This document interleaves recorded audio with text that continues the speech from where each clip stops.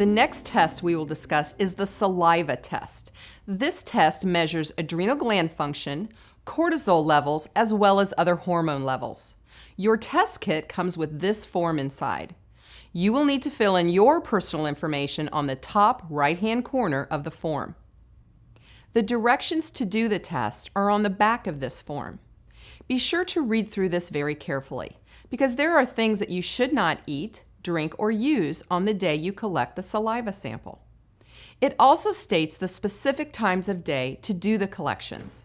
It is very important that you keep these samples refrigerated at all times, and that you collect all of the samples within the same 24-hour period. There are 5 vials in your test kit, 4 blue ones and 1 green.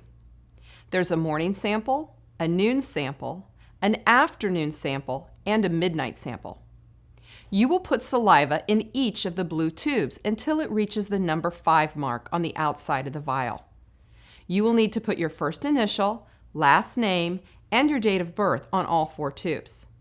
You will need to fill each tube at the specific time of day indicated on the instructions.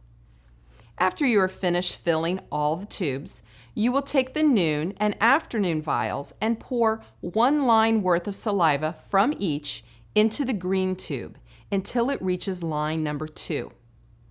Be careful not to pour too much out of the blue sample vials. This will be measuring hormone levels.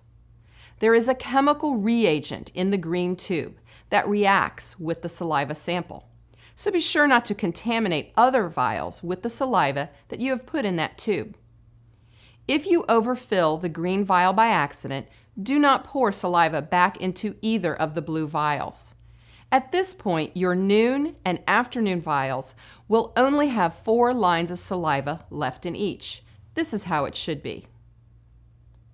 Make sure you cap everything very tightly. Place all the vials back into the plastic bag and then place the bag back into the box.